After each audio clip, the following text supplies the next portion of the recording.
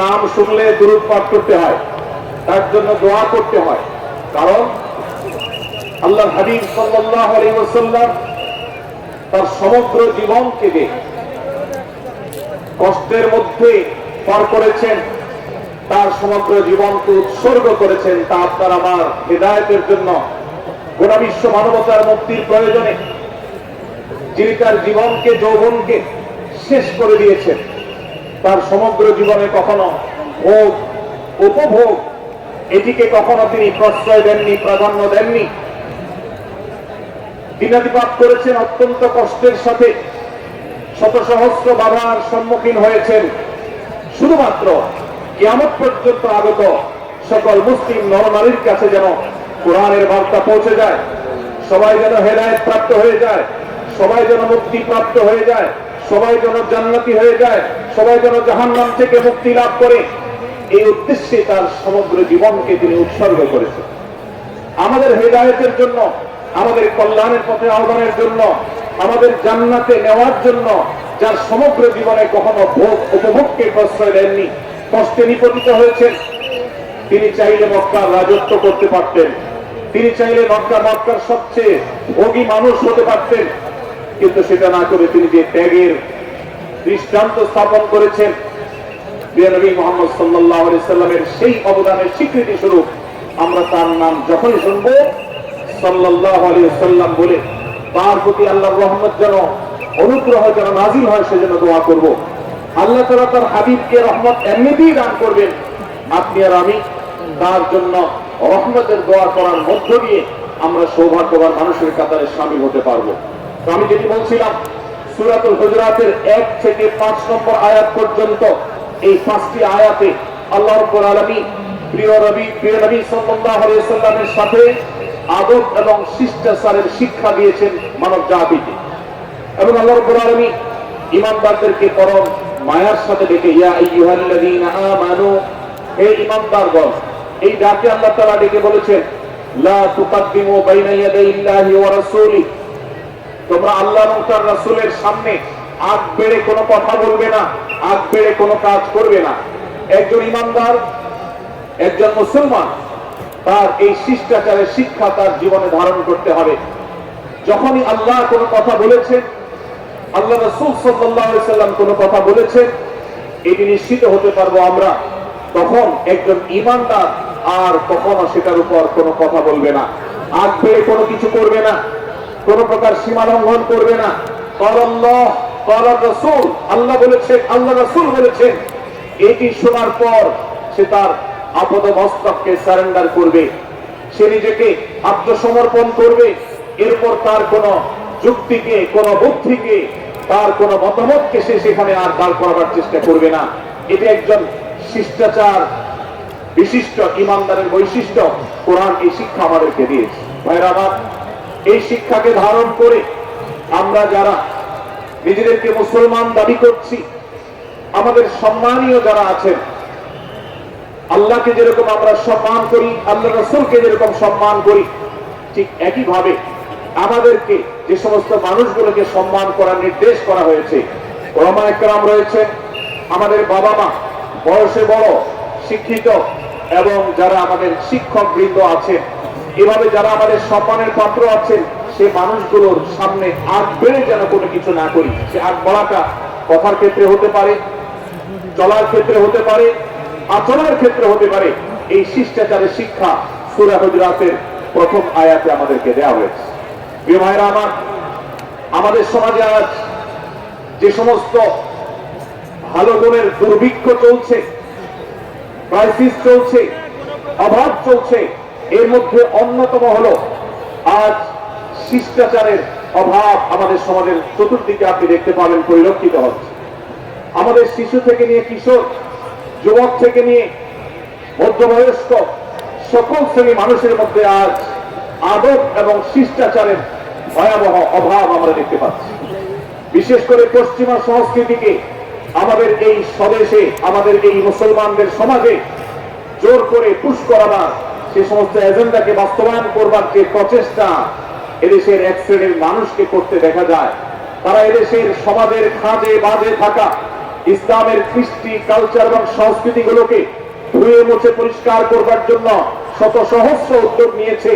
আমাদেরকে কোরআনের শিক্ষা ধারণ করে, কোরআনের শিক্ষাকে প্রচার করে, কোরআনের শিক্ষাকে প্রতিষ্ঠিত করে ব্যক্তির মধ্যে, ঘরে, পরিবারে, সমাজে, রাষ্ট্রে, সংবিধানে, আইনে, সংসদে সর্বত্র কোরআনের শিক্ষাকে বাস্তবায়ন করে সেই সমস্ত ভিনদেশী অপসংস্কৃতি চাপিয়ে দেওয়ার ষড়যন্ত্রকে মোকাবেলা করতে হবে ইনশাআল্লাহ।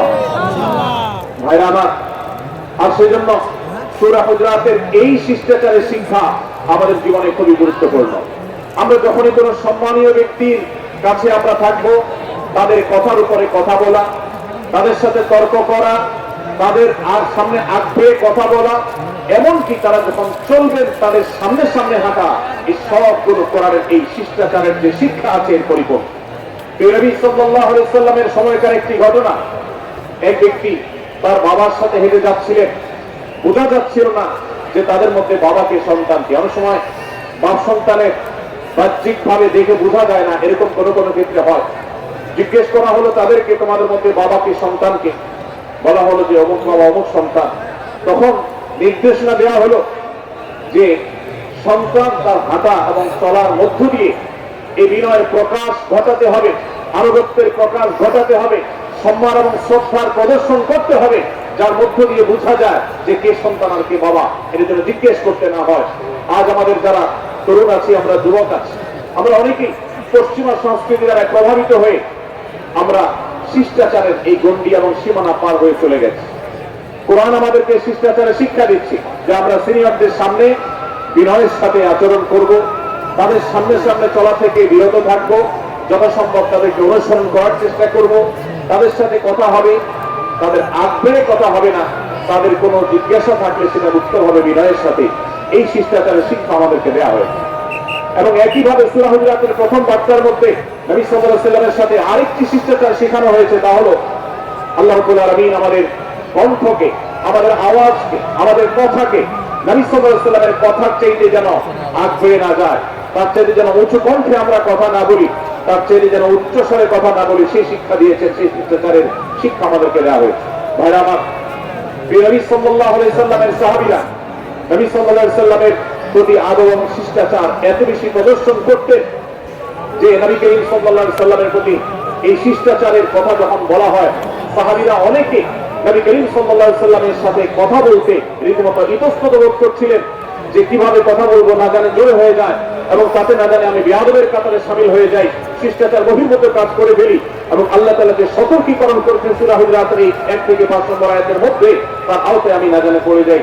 তখন সাহাবায়ে কেরাম বিনয় এবং বিনম্রতা অবলম্বন করেছেন এবং তারা একরকম বিপাকে পড়ে গেছেন। এতটা তারা সভ্য ছিলেন, এতটা তারা নম্র ছিলেন, এতটা তারা বিনম্র আচরণ করতেন নবীজির সাথে। ভাইরা আমার, এই বিষয়টিও আমরা শুধুমাত্র আমাদের প্রিয় নবীজির জন্য নয়, এটি আমাদের মা বাবা, আমাদের সম্মানের পাত্র যারা আছেন, আমাদের বয়সে যারা সিনিয়র আছেন, তাদের সামনে কথা বলার সময় আমরা মেনটেন করে চলবো। অর্থাৎ আমরা উচ্চ কণ্ঠে তাদের সামনে কথা বলবো না।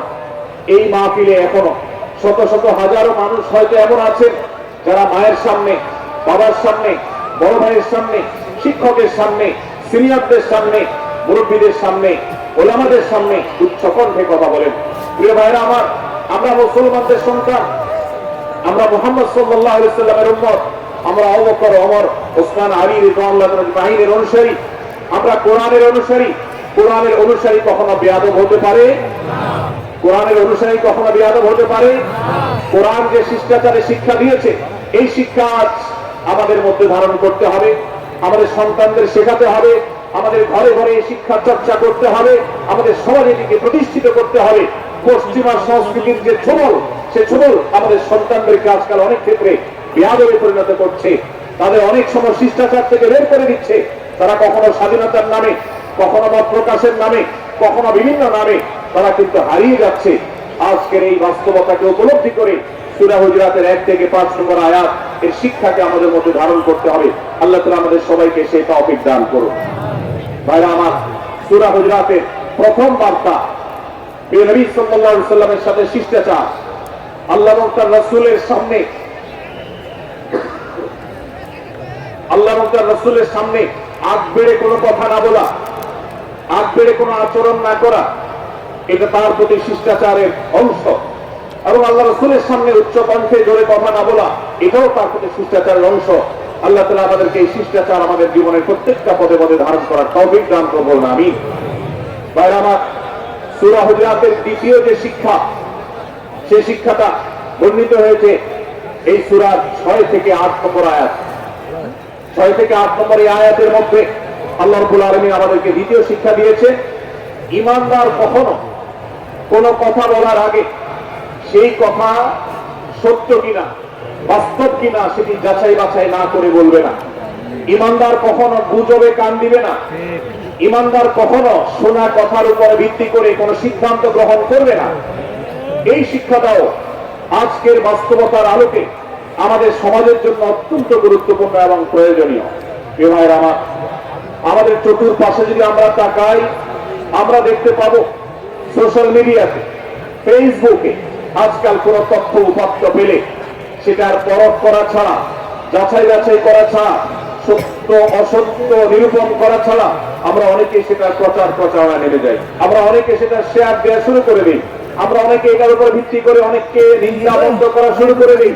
এমনকি আজ আমরা যেই জায়গায় দাঁড়িয়ে আছি, বাংলাদেশের যে সামাজিক বাস্তবতা, সেই বাস্তবতার আলোকে বলা যায় অনেক সময় অনেক ব্যক্তিকে সমাজে মিডিয়ার মাধ্যমে নানাভাবে হয়রানি করে তাকে খারাপ মানুষ হিসাবে, কালপিট হিসাবে দেখানো হয়, অথচ তার দোষ, যে সমস্ত দোষের কথা তাকে বলা হয়, যে সমস্ত দোষে তাকে দোষী বানানো হয়, সে সমস্ত দোষ থেকে তিনি শত সহস্র এবং পবিত্র এবং পরিচ্ছন্ন। ভাইরা আমার, আজকের এই বাস্তবতায় আমাদেরকে বিশেষ করে লক্ষ্য রাখতে হবে যে আমরা যেই কোনো মূল্যে, যেই কোনো ভাবে যেন কোন প্রকার গুজবে কান না দিই, আমরা যেন গুজব থেকে বেঁচে থাকি। আল্লাহ তাআলা আমাদেরকে তৌফিক দান করুন।